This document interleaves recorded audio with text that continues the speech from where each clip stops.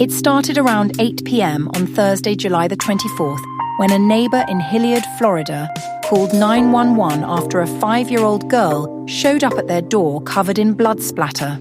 She was banging on the door and begging for help. She told them that the man in her house had killed others inside the home. Welcome to another Florida Man Friday here on Love and Murder, Heartbreak to Homicide.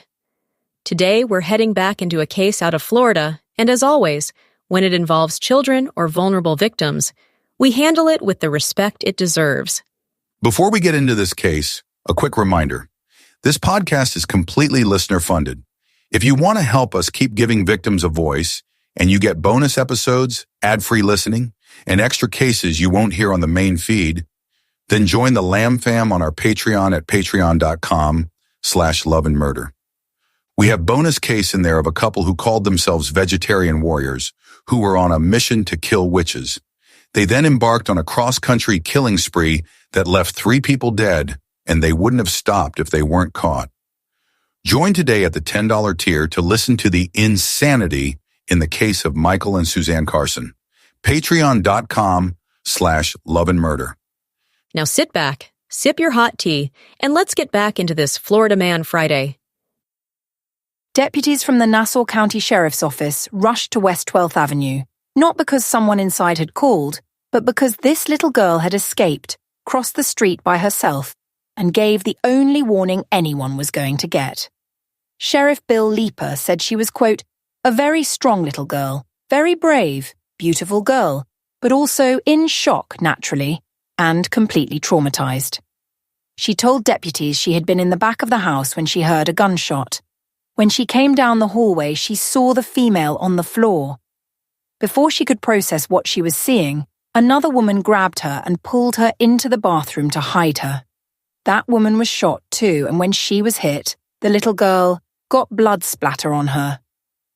When that happened, in the pause of gunshots, the little girl ran. Inside the home, dead or dying, were 4 adults: 34-year-old Christopher Bobby Rowell, his wife, 32-year-old Marissa Liara Rowell, 33-year-old Alicia Lael Fogarty, and 71-year-old Sandra Gale Fogarty. Marissa was described as a devoted mother and a guiding light for her daughter. Sandra was a loving first-time grandmother who waited her whole life to have a granddaughter in her life. And Alicia was an aunt who was devoted and crazy for her niece, someone who loved spending hours with her playing games and acting more like a sister than an aunt. That bond is probably why she tried to save the child in the bathroom. From the start, investigators called it some type of domestic incident. Christopher and Marissa had been married since 2017. Their daughter, the surviving child, was born in 2020, and then they bought a home in 2023. Marissa's cousin, Stephen Hallmark, said the family had just bought another house and were in the middle of moving. Marissa was going to be leaving him, taking the kid. When Stephen heard the shooter's name on the radio, he said, As soon as I heard his name, my heart just skipped. I knew instantly. Christopher didn't have a long criminal history.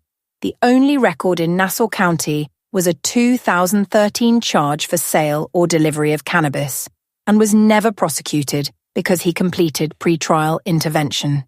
He also had a 2015 violation for dogs at large, and that was it. No other criminal history. Sheriff Leeper even said he was not aware of any domestic-related calls to the residents or any court filings involving them. When deputies arrived that night, they tried calling into the house but got no response. They looked through windows and couldn't see anything, so they checked the front door, found it unlocked, opened it, announced themselves, and still heard nothing. Then they went inside. That's when they saw the first victim lying on the floor between the living room and dining room, quote, lying in blood. A few feet away, Christopher was on the floor in the living room, quote, in a puddle of blood, with a black SKS-style .7.62 caliber assault rifle next to him. He still had a slight pulse. During the protective sweep, they found the second victim, Alicia, in the hallway bathroom. Blood and brain splatter covered the wall and the floor. Across the hall, Sandra was found, quote, lying in a pool of blood on the floor in a bedroom. All 3 women were obviously deceased. Investigators pieced the sequence of events together. It appears the shooter first shot the female in the living room, dining room area, then shot the female in the bathroom, and then shot the female in the bedroom.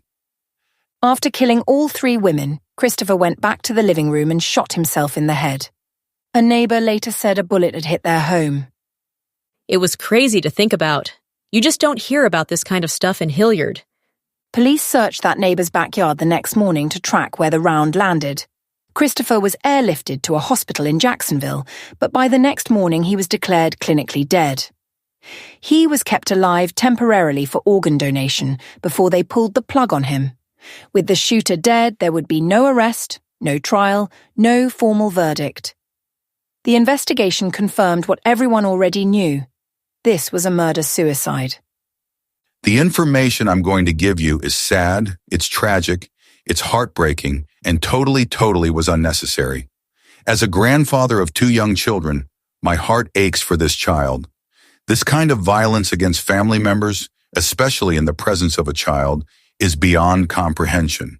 She will need a lot of love, a lot of support, and a lot of help in the next few years. The little girl is now with relatives. This child now faces a future without the warmth and loving support of her family, and we are committed to ensuring she receives the care and love she needs to heal from this traumatic incident. Sheriff Leeper said the only positive in this entire scene, the only thing he could find, was that the child survived. She's safe, thank God. This case was so scary and heartbreaking for that child. I really hope that she got the help she needed to heal from this traumatic event. What did you think of this case? Let me know your thoughts in the comments or over in the Patreon, patreon.com/loveandmurder. Even if you're a free subscriber, you can still leave your comments for Kai to read. But if you want to support the show and get extras that only those in the Lamb Fam enjoys, then join us over in the Patreon at patreon.com/loveandmurder. Not only do you get so many extras, but your support keeps this podcast running and you become a voice of the victim. Just head to patreon.com/loveandmurder and sign up at any tier $3 a month or above. Patreon.com/loveandmurder. Thanks for listening. Thanks for your support. And we'll see you in the next episode.